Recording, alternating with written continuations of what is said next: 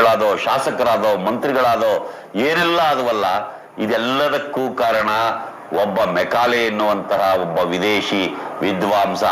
ಅವನು ಒಬ್ಬ ಕ್ರೈಸ್ತ. ಅವನು ಗುರುಕುಲಗಳನ್ನ ಹಾಳು ಮಾಡ್ದ ಅಂತ ಹೇಳ್ತಾರ್ರಿ ಇವರು. ಯಾವ ಗುರುಕುಲ ರೀ? ಗುರುಕುಲವೂ ಇಲ್ಲ, ಯಾವ ಕುಲವೂ ಇಲ್ಲ. ಇವರು ಗುರುಕುಲಗಳಲ್ಲಿ ನಮ್ಮಂತವ್ರಿಗೆ ವಿದ್ಯಾಭ್ಯಾಸ ಮಾಡಕ್ ಅವಕಾಶವೇ ಕೊಟ್ಟಿರಲಿಲ್ಲ. ಅವ್ರ ಜಾತಿಯವರಿಗೆ ಯಾರಿಗೆ ದಾರ ಇತ್ತೋ ಅವ್ರಿಗೇ ಅವ್ರು ಪಾಠ ಹೇಳ್ಕೊಡ್ತಾ ಇದ್ರೆ ಹೊರತು ನಮ್ಮಂತವ್ರಿಗೆ ಇರ್ಲಿಲ್ಲ.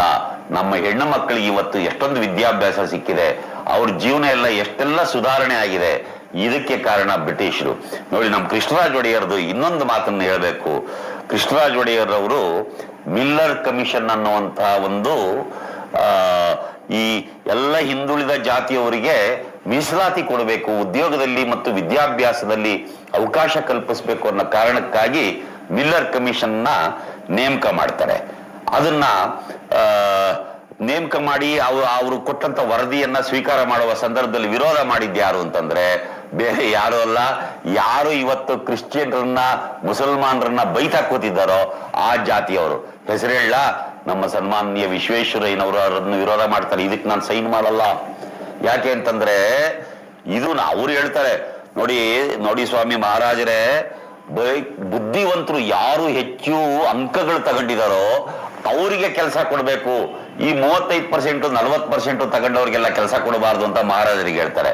ಮಹಾರಾಜರು ಕೃಷ್ಣರಾಜ ಒಡೆಯರು ಎಂಥ ಒಂದು ಅದ್ಭುತವಾದ ಮಾತು ಹೇಳ್ತಾರೆ ಅಂದ್ರೆ, ಇಲ್ಲ ವಿಶ್ವೇಶ್ವರಯ್ಯನವರೇ, ನನಗ್ ಗೊತ್ತು ನಿಮ್ ಜಾತಿಯವರು 70-80% ತಗೊಳ್ತಾರೆ. ಯಾಕೆಂದ್ರೆ ಅವ್ರು ಎಷ್ಟೋ ತಲೆಮಾರಿಗಳಿಂದ ಅಕ್ಷರಗಳನ್ನ ಕಲ್ತು ಓದ್ಕೊಂಡು ಬರ್ಕೊಂಡು ಬಂದವ್ರೆ. ನೋಡಿ, ಇವನು ಯಾರೋ ಒಬ್ಬ ಒಕ್ಕಲಿಗರೋನು, ಇವನು ಯಾರೋ ಒಬ್ಬ ಕುರುಬನೋನು, ಅವನ್ ಲಿಂಗಾಯತರೋನು, ಇವನು ಒಲೆಯರವನು, ಇವನು ಮಾದಿಗರೋನು. ಈ ಜನ ಇದಾರಲ್ಲ, ಜೀವನದಲ್ಲಿ ಅಕ್ಷರದ ಮುಖ ನೋಡಿಲ್ರಿ. ಇವ್ರ ಅಪ್ಪ ನೋಡ್ಲಿಲ್ಲ, ಅವ್ವ ನೋಡ್ಲಿಲ್ಲ, ತಾತ ಮುತ್ತಾತಿರ್ ನೋಡ್ಲಿಲ್ಲ. ಈಗ ತಾನೇ ವಿದ್ಯಾಭ್ಯಾಸ ಮಾಡ್ತಾ ಇದ್ದಾರೆ. ನಿಮ್ಮವ್ರು 70% ತಗೊಳ್ಳೋದು ಒಂದೇ, ಇವ್ರು 50% ತಗೊಳ್ಳೋದು ಒಂದೇ. ಇವ್ರು ಕಷ್ಟಪಟ್ಟು 50% ತಗೊಂಡಿದ್ರಲ್ಲ, ಇಂಥವ್ರಿಗೆ ಸರ್ಕಾರದಲ್ಲಿ ನಾವು ಕೆಲಸ ಕೊಡಬೇಕಾಗ್ತದೆ ಅಂತ ಹೇಳಿದಾಗ ನಾನು ಒಪ್ಪಲ್ಲ. ನೀವು ಒಪ್ಪದೇ ಇದ್ರ ಪರವಾಗಿಲ್ಲ, ರಾಜೀನಾಮೆ ಕೊಟ್ಟು ಹೋಗಿ ಅಂತ ಹೇಳಿದಾಗ ಅವ್ರು ಹೋಗ್ತಾರೆ. ಕಾಂತರಾಜ್ ಅರಸ ಅಂತೇಳಿ ಇನ್ನೊಬ್ಬರನ್ನ ದಿವಾನರನ್ನಾಗಿ ಮಾಡಿಕೊಂಡು ಕೃಷ್ಣರಾಜ ಒಡೆಯವರು ಮಿಲ್ಲರ್ ಕಮಿಷನ್ನಿನ ವರದಿಯನ್ನ ಜಾರಿಗೆ ತರ್ತಾರೆ. ಅದನ್ನ ವಿರೋಧ ಮಾಡಿದವ್ರು ಕೆಲವರ ಹೆಸರುಗಳನ್ನ ಹೇಳ್ತೀನಿ, ನೀನ್ ಕೇಳಿಸ್ಕೋಬೇಕು. ನೀವು ಕೆಲವರ ಹೆಸರುಗಳನ್ನ ಹೇಳ್ತೀನಿ, ಕೇಳಿಸ್ಕೊಳ್ಳಿ.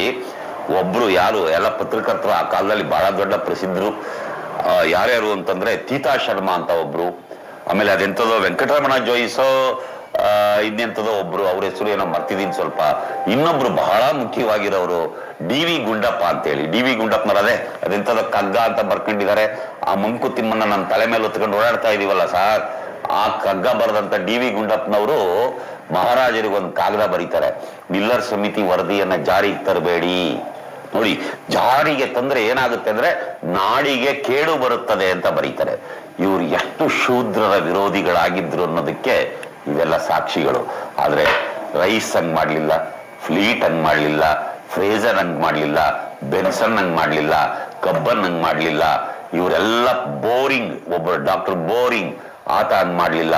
ಅವರೆಲ್ಲರೂ ಕೂಡ ಕನ್ನಡಿಗರ ಬದುಕನ್ನ ಬೆಳಗೋದಕ್ಕೆ ಬೇಕಾದ ಅನೇಕ ನೆರವುಗಳನ್ನ ಆ ಕಾಲದಿಂದಲೂ ಕೊಟ್ಕೊಂಡು ಬಂದ್ರು. ಆ ಪುಣ್ಯಾತ್ಮರನ್ನ ನಿತ್ಯ ಸ್ಮರಿಸ್ಬೇಕು. ಇವ್ಯಾವೋ ದೇವಸ್ಥಾನದಲ್ಲಿ ನಿಂತ್ಕೊಂಡು ಗಂಟೆ ಜಾಗಟೆ ಬಡಿತಾ ಇದಾವಲ್ಲ, ತಟ್ಟೆ ಕಾಸಿಗೋಸ್ಕರ, ಹೊಟ್ಟೆ ಪಾಡಿಗಾಗಿ ತಟ್ಟೆ ಕಾಸು ಇಟ್ಕೊಂಡು ಬಾಯಿಗೆ ಬಂದದ್ ಮಾತಾಡ್ತಾವ್ರಲ್ಲ, ಇವ್ರನ್ನಲ್ಲ ರೀ. ಇವರೆಲ್ಲರೂ ನಮ್ಮ ಬದುಕನ್ನ ನಾಶ ಮಾಡಿದ್ದಾರೆ ಅನ್ನೋದಕ್ಕೆ ನಮ್ಮ ತಾತ ಮುತ್ತಾತಂದ್ರ ಕಥೆಯನ್ನು ಸ್ವಲ್ಪ ನೆನಪು ಮಾಡ್ಕೊಂಡ್ರೆ ನಮ್ಗೆ ಅರ್ಥ ಆಗುತ್ತೆ. ಪಂಪನನ್ನ ನಮಗೆ ಒದಗಿಸಿಕೊಟ್ಟ ರೈಸ್ ಅಂತವ್ರು ಮಾತ್ರ ನಮ್ಮ ನಿತ್ಯದ ಸ್ಮರಣೆಗೆ ಅರ್ಹರು. ಬಸವಣ್ಣನನ್ನ ಸಂಗ್ರಹ ಮಾಡಿ ಅವರ ವಚನಗಳನ್ನ ಎಷ್ಟೊಂದು ಸಾವಿರಾರು ವಚನಗಳನ್ನು ಸಂಗ್ರಹ ಮಾಡಿದ್ದು ಹಳಕಟ್ಟಿಯವರು. ಅವರಿಗೆ ಐಡಿಯಾ ಬರೋದಕ್ಕೆ ಕಾರಣ ಇದೇ ವಿದೇಶಿ ವಿದ್ವಾಂಸರು ಅಂತಂದ್ರೆ ತಪ್ಪಾಗೋದಿಲ್ಲ. ಆ ಪುಣ್ಯಾತ್ಮರನ್ನ ನಾವೆಲ್ಲರೂ ಕನ್ನಡಿಗರು ನಿತ್ಯ ಸ್ಮರಿಸೋಣ ಮತ್ತು ಅವ್ರು ಮಾಡಿದ ಉಪಕಾರದನ್ನ ಕಿಂಚಿತ್ತಾದ್ರೂ ನಾವು ನೆನೆಯೋಣ. ಸುಮ್ಮನೆ ಕ್ರೈಸ್ತ ಧರ್ಮ ಆ ಧರ್ಮ ಈ ಧರ್ಮ ಅಂತ ಹೋಗ್ಬೇಡಿ. ಮನುಷ್ಯರಿಗೆ ಸಹಾಯ ಮಾಡಿದವರು ಯಾವ ಧರ್ಮಕ್ಕೆ ಸೇರಿದ್ರೆ ಏನು, ಅವರು ಮನುಷ್ಯ ಧರ್ಮಕ್ಕೆ ಸೇರಿದವರು, ಮನುಕುಲಕ್ಕೆ ಸೇರಿದವರು ಅಂತೇಳಿ ಅವ್ರನ್ನ ಸದಾ ನೆನಪು ಮಾಡ್ಕೊಳ್ಳೋಣ. ಎಲ್ರಿಗೂ ನಮಸ್ಕಾರ.